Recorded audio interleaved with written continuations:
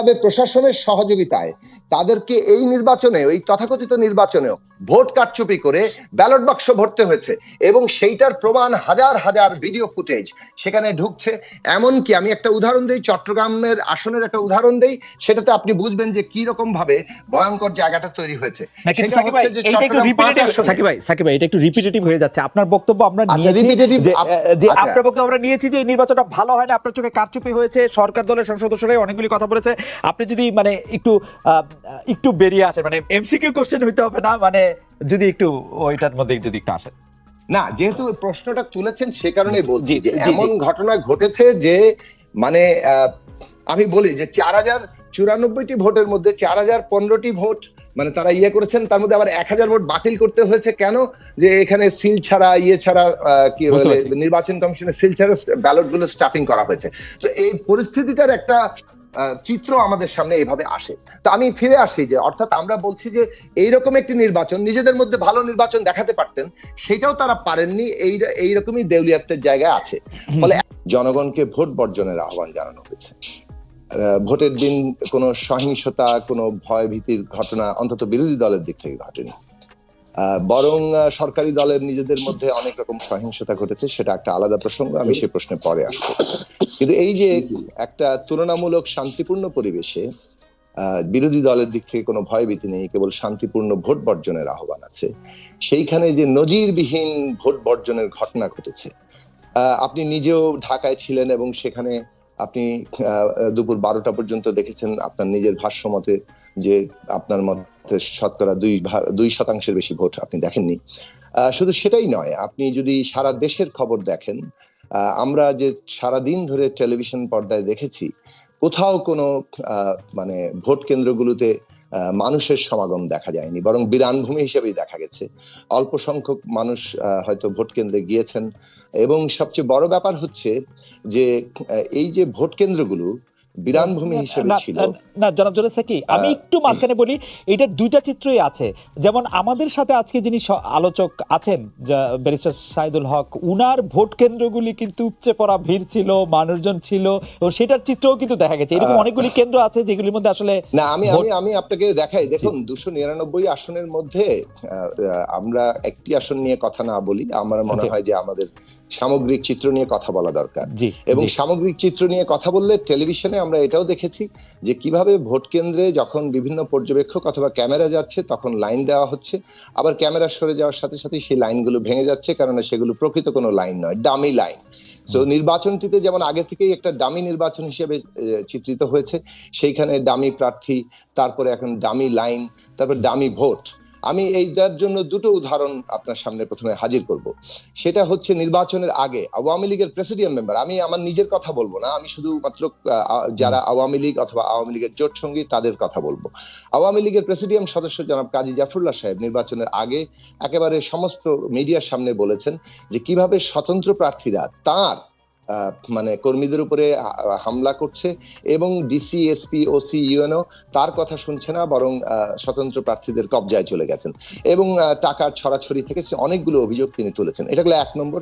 2 নম্বর হচ্ছে নির্বাচনের পরে জাতীয় পার্টির একজন প্রেসিডিয়াম সদস্য, সুপরিচিত মুখ, ব্যারিস্টার শামীম হায়দার পাটোয়ারি, তিনি গতকাল প্রথম আলোতে একটি সাক্ষাৎকার দিয়ে বলেছেন যে তার নিজের যে বাড়ির কেন্দ্র আর তার প্রতিপক্ষের যে বাড়ির কেন্দ্র, এই দুটি বাদে 90% কেন্দ্রে তিনি আসলে 2-3টির বেশি ভোটার দেখেননি। তো এই যে ভোটার দেখেননি কিন্তু ভোটের সব সিল মারো ভাই সিল মারো বলে ভোট ব্যালট বাক্স ভরে দিয়ে জয়লাভ করানো হয়েছে। ফলে এটাও একটা পরিষ্কার জায়গা যে স্বতন্ত্র প্রার্থীরাও যেখানে ছিলেন সেখানেও যে সিলমারাই ঘটনা ঘটেছে সেটা তার বক্তব্যের মধ্যে দিয়ে প্রমাণিত হয়। এখন আসুন যে কতগুলো আসনের কথা সংবাদ মাধ্যমে এসছে, যে চট্টগ্রামের ধরুন, আমি একটি কথা পরিষ্কার করে বলবো যে চট্টগ্রামে কোন কেন্দ্রে 1% মতো ভোট দেখানো হয়েছে, আবার কোন কেন্দ্রে 100% কিংবা 98% ভোট দেখানো হয়েছে। এই যে জায়গাটা খুব পরিষ্কার করে আমার বলা দরকার। কারণ হচ্ছে যে এই যে ভোটের জায়গাতে যে ব্যাপক রকম কারচুপি, সাকিব ভাই, এই ভোটের কারচুপিটা আমি মেনে নিলাম। আমি যদি প্রশ্নে ফিরে আসি যে এই নির্বাচনটা তো আসলে ভোট হোক না হোক, মানুষ অংশগ্রহণ করুক আর না করুক, শেখ হাসিনার আসলে সরকার প্রধান হওয়ার ক্ষেত্রে কোনো চ্যালেঞ্জ ছিল না সেই অর্থে। তিনিই চ্যালেঞ্জ, মানে আপনি যেটাকে অনেক জায়গায় বলেছেন এটা নির্বাচনী না, কিন্তু ফ্যাক্ট রিমেন্স যে 7 জানুয়ারি নির্বাচনটা হয়ে গেছে, তাই মন্ত্রিসভা শপথ নিয়েছে। আপনার মনে হয় কিনা যে সরকার একটা যেটাকে বলা হচ্ছে টাচ লাইন অতিক্রম করে গেছে এবং আপনারা পিছনে পড়ে থাকলেন? আমার প্রশ্নটা সেটা ছিল। আপনার প্রশ্নে আমি আসছি, জাস্ট আমাকে 30 সেকেন্ড সময় দেন। জি প্লিজ। দেখুন, 2018 সালের যে ভোট ডাকাতির নির্বাচন, নিশিরাতের ভোট ডাকাতির নির্বাচন, তখন বলা হয়েছিল যে প্রমাণ কোথায়। এইবারের কিন্তু ঘটনাটা ঘটেছে যে আওয়ামী লীগের দিক থেকে তার নিজের জোট সঙ্গী, মহাজোট মিত্র অথবা কুইন্স পার্টি অথবা নিজেদের দলের লোকরা যারা স্বতন্ত্র হয়েছে, তারা নিজের একটি তুলনামূলক এমন নির্বাচন করতে পারতেন যেটা নিয়ে আসলেই কোনো প্রশ্ন উঠছে না, যে নিজেদের মধ্যে একটি নির্বাচন। কিন্তু সেই নির্বাচনের প্রশ্নটা কি, যে কেবলমাত্র তাদের জোট সঙ্গী ওয়ার্কার্স পার্টির রাশেদ খান মেনন বলেছেন তার জয়টা তার কাছে বিস্ময়কর লেগেছে, তার সাধারণ সম্পাদক কারচুপির অভিযোগ তুলেছেন, জাসদ সভাপতি হাসানুল হকিনু তিনি কারচুপির অভিযোগ তুলেছেন। কেবল তাই নয়, মহাজোটের যে ওনাদের সঙ্গী জাতীয় পার্টি বলেছে তাদের কোরবানি দেওয়া হয়েছে। কুইন্স পার্টিরা বলেছে, আমি একটু প্লিজ আমাকে, কুইন্স পার্টি বলেছে সাজানো নির্বাচনে তারা আর যাবেন না। এমনকি তাদের দলের যে প্রার্থীরা, তাদের মধ্যে আব্দুল সোবান গোলাপ যিনি কেন্দ্রীয় কমিটির নেতা, তিনি বলেছেন অলৌকিক ঘটনা ঘটেছে। সঞ্জিদা খানম তিনিও কেন্দ্রীয় কমিটির নেতা। আপনি বলেছেন, আমি শেষ করি যে এই যে আওয়ামী লীগ নেতারাও এখন একের পর এক অভিযোগ তুলছেন, 50-এর অধিক ভোট বর্জন করেছেন কারচুপির অভিযোগে। 9টি অভিযোগ আওয়ামী লীগ নেতাদের দিক থেকে অভিযোগগুলো আসছে।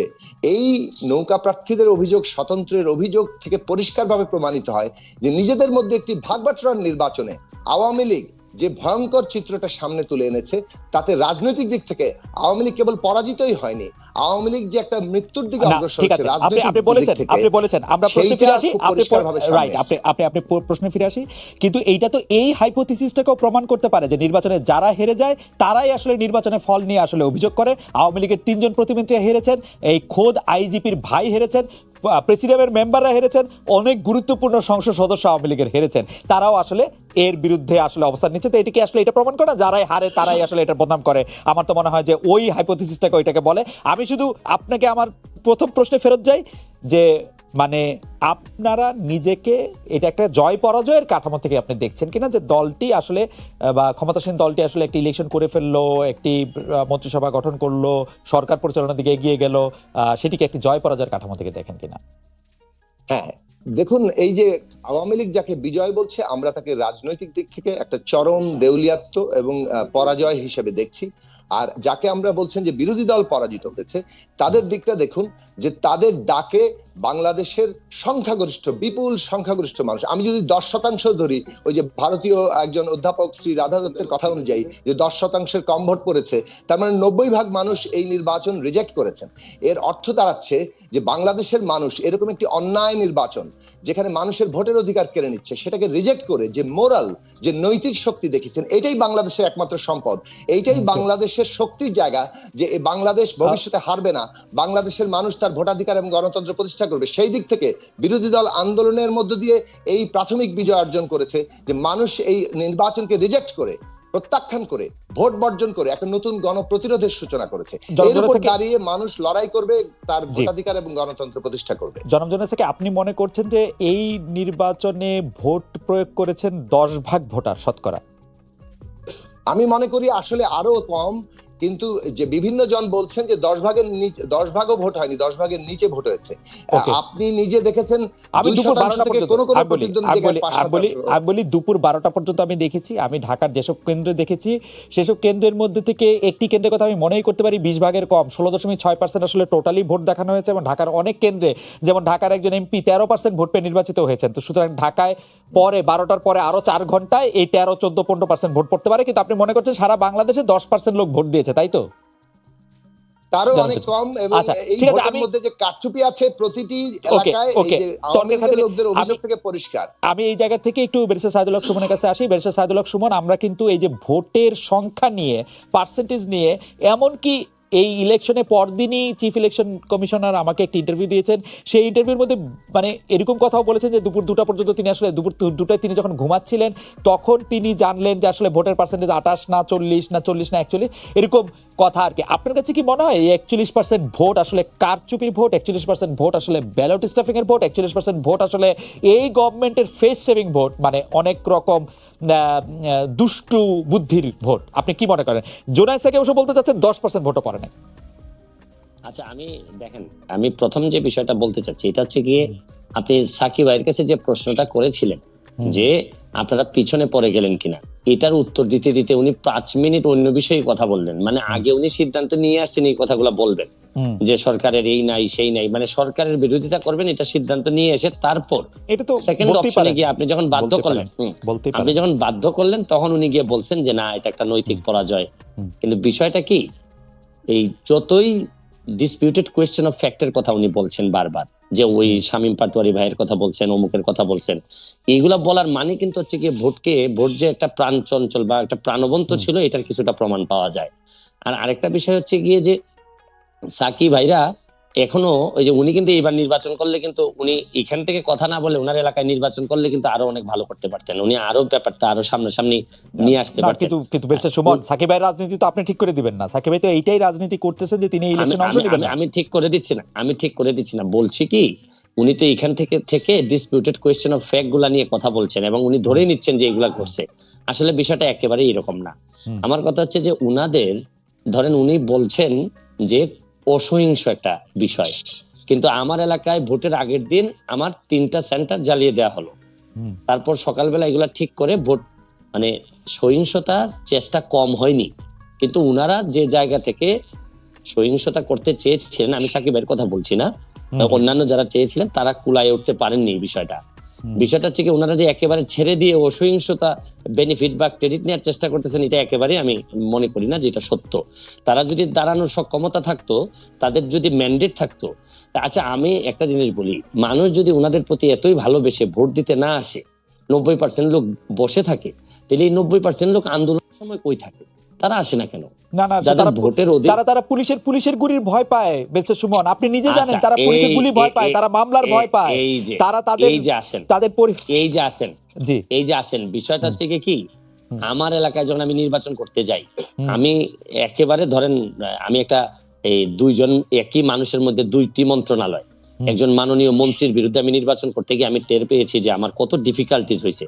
কিন্তু আমার আদর্শের জায়গা এবং আমার কাজ করার যে সক্ষমতা ছিল বলে কিন্তু আমার লোকজন কিন্তু এই যে বুলেট বা কিছুই ভয় পায়নি, তারা কিন্তু চলে গেছে সামনে। সুমন, আপনি ভুলে যাচ্ছেন যে আপনি নির্বাচনে অংশগ্রহণ করার আগে আওয়ামী লীগের সভানেত্রী শেখ হাসিনা বলেছিলেন যারা আমার দল করে কিন্তু আসলে অন্যভাবে নির্বাচন করতে চায় তাদেরকে নির্বাচন সুষ্ঠুভাবে করতে দিতে হবে। আপনি অরিজিনালি নৌকার সাপোর্টার, আওয়ামী লীগের মানে একজন কেন্দ্রীয় লোকের চেয়েও আপনার আসলে এক ধরনের পরিচিতি ক্ষমতা বেশি নানা কারণেই, তো সেই কারণে আপনি এটা করতে পারছেন। এটা কি একটা বিএনপি লোক করতে পারতো এরকম? উনারা তো আগেই ছেড়েই দিলেন আমাদের। দেখেন, বিএনপি যদি নির্বাচনে আসতো তাহলে কিন্তু আমার নির্বাচন করা হতো না, আমাদের কিন্তু একজনই থাকতো।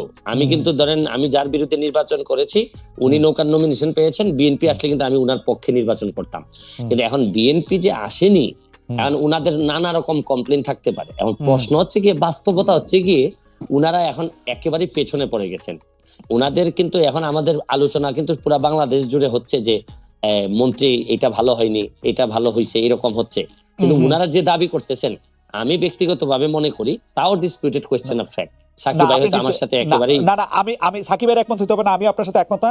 আমি আপনার জানতে চাইতে পারি যে আপনার মাথায় কি মনে হয় যে নির্বাচন কমিশন ঘোষিত যে নাম্বার 41.8% লোক এবার ভোট দিয়েছে, অর্থাৎ প্রতি 10 জন ভোটারের 4 জন ভোটার ভোট দিয়েছেন, এটা কি আপনার কাছে ফ্যাক্ট মনে হয়? আমি অবশ্য ঢাকার বাইরে যাই নাই, আমি আগেই বলে রাখি আমি মাত্রই 7-8টা কেন্দ্র দেখেছি, কিন্তু আপনি আমাকে বলেন যে 41.8% আপনার কাছে রিয়েলিস্টিক মনে হয় কিনা? আমার যেমন আমার এলাকায় যেটা আমি তখন তো আমি সারা বাংলাদেশ নিয়ে একেবারেই কনসার্ন ছিলাম না, আমার এলাকায় 50% অ্যাবভ, আমার এলাকায় 50% অ্যাবভ। কিন্তু ওভারঅল আমার কেন জানি মনে হয়েছে যে ভোটের আগ্রহ খুব বেশি, যে মানুষের যে একেবারে মানে সবকিছু ফেলে দিয়ে ভোট দেওয়ার যে আগ্রহ, এটা অত বেশি মানুষের মধ্যে নাই। ওভারঅল যে এই 70% হবে 60% হবে এরকম আগ্রহটা আমি খুব বেশি যে এমন দেখছি তা আমি বলবো না। কিন্তু বিষয়টা হচ্ছে কি আমার এলাকা বা আমার পাশাপাশি এলাকা যতগুলাতে আমি দেখলাম যে ভোট 40% হওয়াটা অস্বাভাবিক আমার মনে হচ্ছে না, তবে 50-র উপরে গিয়ে বলাটা আমার কাছে মনে হয়েছে অস্বাভাবিক। এখন এটা আবার ডিপেন্ড করে কিছু কিছু সেন্টারে হয়তো আপনি যেটা বললেন যে 13% ভোট পেয়ে ঢাকার একজন এমপি নির্বাচিত হয়েছেন। তো ওভারঅল যদি আপনি মিলান তাহলে আমার কাছে মনে হয় যে এটা যে খুব বেশি আমি অবিশ্বাস করব এই জায়গা আমার নাই। আপনারা হয়তো অবিশ্বাস করতেই পারেন। আপনি এবার মনে করছেন যে নির্বাচন কমিশন কোনো আনফেয়ারনেস অ্যাডাপ্ট করেছে, ভোট স্টাফিং হতে দিয়েছে বা এরকম কোনো কিছু আসলে ঘটে নাই, মানে এটা আপনি মনে করছেন? আমি তো এটারই রেজাল্ট হয়নি বলেই তো আমি আসতে পারছি, নাহলে তো আমি আসতে পারতাম না। না, আপনারটার ব্যাপারে আসলে সাকিব ভাই কোনো ডিসপিউটও করতে চাচ্ছেন না, আপনার ব্যাপারে এককভাবে আলোচনাও করতে চাচ্ছেন না, তিনি বলছেন সার্বিকভাবে। আমি যতটুকু প্রশাসনের সাথে আলাপ করছি আমার পুরো সিলেট বিভাগ। আচ্ছা তাইলে আইজিপি সাহেবের ভাই কিভাবে ফেল করে আপনি বলেন? যদি প্রশাসন যদি কোনোভাবে এখানে